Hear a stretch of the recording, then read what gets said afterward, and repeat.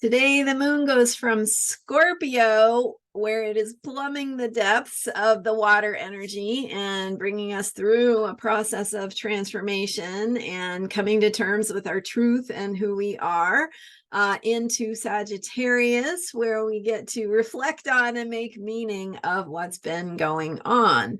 Today, we also have the planet Neptune stationing retrograde. We'll be talking about what that means, and also a superior conjunction of Mercury. So lots of fun things going on today. I am Marina Ormes here with your Astro Vibe for Friday, June 30th. And today the focus is on going from a Scorpio to a Sagittarius moon and the meaning of the journey. So we start out with the moon in Scorpio, where it's been for the last couple of days.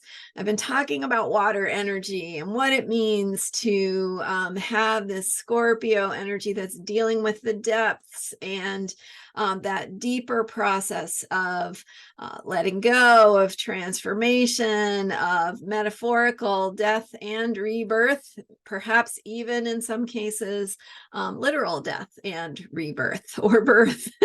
So all of those things are possible. Usually it's metaphorical, but of course it can show up literally as well. And so we have that moon in Scorpio where we're processing things on the inner level. So deeper in our feelings, our inner experience, and connecting with our truth, our power, path of empowerment, and what is giving meaning and purpose to our soul and drawing us forward.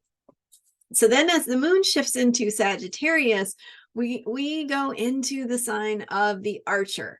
So remember, Sagittarius is about this bigger picture of exploration, of travel.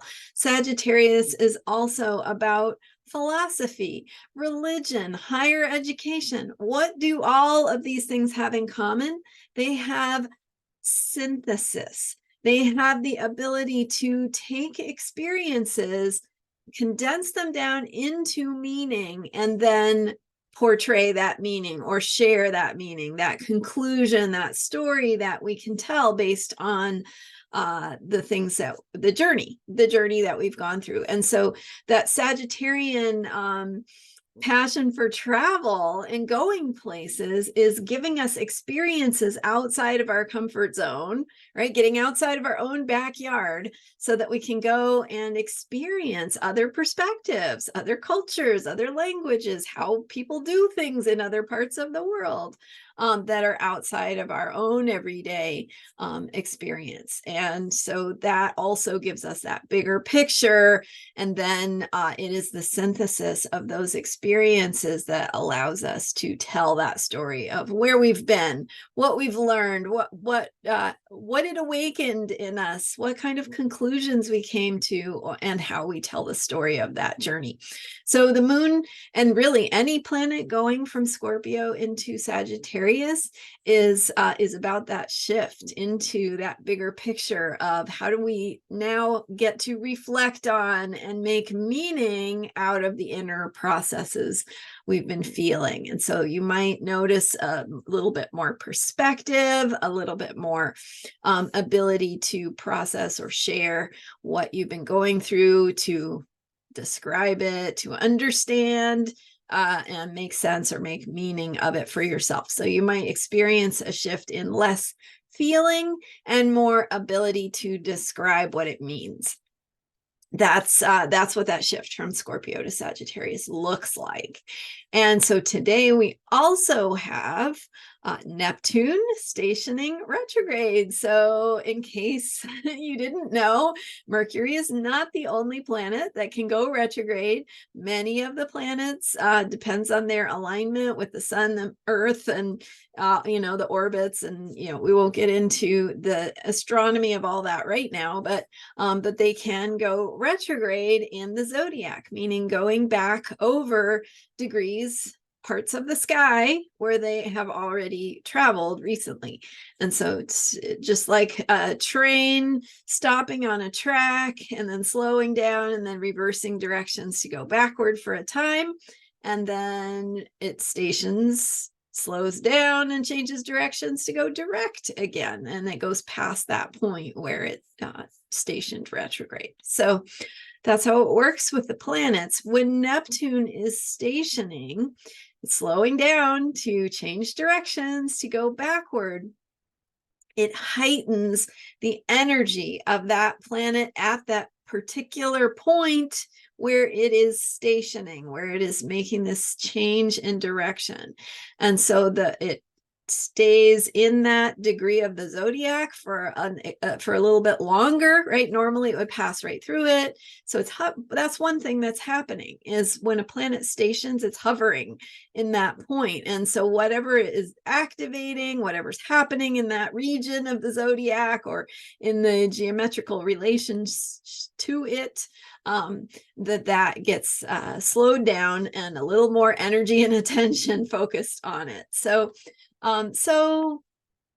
in this case, it's the energy of Neptune. And when Neptune stations, we get the heightened energy of Neptune. It can bring in some dreaminess, a quality of confusion, a quality of losing track, losing track of time, losing track of other kinds of boundaries and measurements and physical structures. So that feeling of just sort of getting lost in the clouds, lost, I've been literally lost during Neptune stations in the past. I've literally made wrong turns and gone an hour down the road before I figured it out. So that's the kind of energy that a Neptune station can bring. It can also, again, it can kind of take you into a land of dreaminess or your head in the clouds, that kind of feeling. It can also heighten imagination, which, can be good if we're doing some creative work, and our ability to imagine is bringing in new ideas, creative ways of expressing things. Imagination can also be hard if you're imagining something that is scary or you don't want to worry about. So get yourself into a place where you can remember who you are.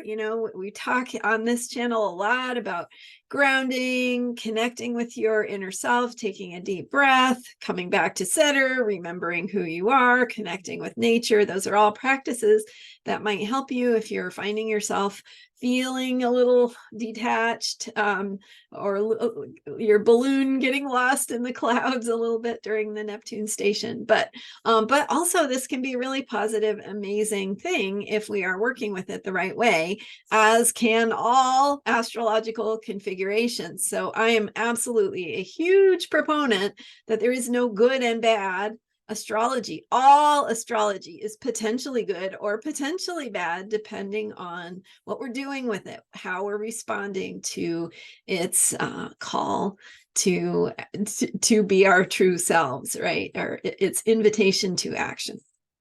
So, okay, so we have that Neptune station going on, bringing in a little loss of orientation potentially. And then finally, we have a Mercury superior conjunction to the sun. So what does that mean? So a conjunction between two planets is when they come together in the zodiac. So one faster moving planet is passing by a slower moving planet. And in this case, you have to think of the alignment of the Earth and the sun, because of course the Earth is orbiting around the sun. So it's an alignment between the Earth and the sun and Mercury. And it just means that the Earth and Mercury are on opposite sides of the sun. Okay, so you can kind of picture that, right? Sun, Earth in its orbit, Mercury in its orbit on the other side of the sun, opposite from the Earth. But what that looks like from Earth is that Mercury is passing on the far side of the sun. It's passing by the sun on the far side beyond, right? Because the sun is in the middle in this scenario. Okay. So Mercury is opposite the Earth, but it's conjunct the sun. It's passing by the sun, and it is in the same degree as the zodiac, and it is in this case on the far side of the sun. Sometimes it also passes by the sun, but it's on the near side. That is called a Mercury inferior conjunction. That's when Mercury is retrograde. That's not what's happening this time. This time it's a superior conjunction of Mercury to the sun on the far side. Okay, so probably just made your mind explode with all that. But if you followed me, and if you didn't, don't worry. What it means is it is Mercury, which is our mind, coming together with the sun, which is how we express ourselves. So it's a conjunction or coming together of our self-expression with our mental processes. And maybe it's a great time to share and get deeper insight into how to express yourself, especially through words, language, communication. And that is coming back to our theme for this month, of course, with the Gemini new moon on June 17th. This is the theme of this month, is how we tell our story, how we put things into words, and how we are conveying through language, through the ways that we communicate, through networking with others, and all kinds of communication. It could be in person, it could be via computer, it could be via the written word, it could be broadcasting, it could be YouTube videos. At any rate, it's how we are telling our story, how we are sharing our truth.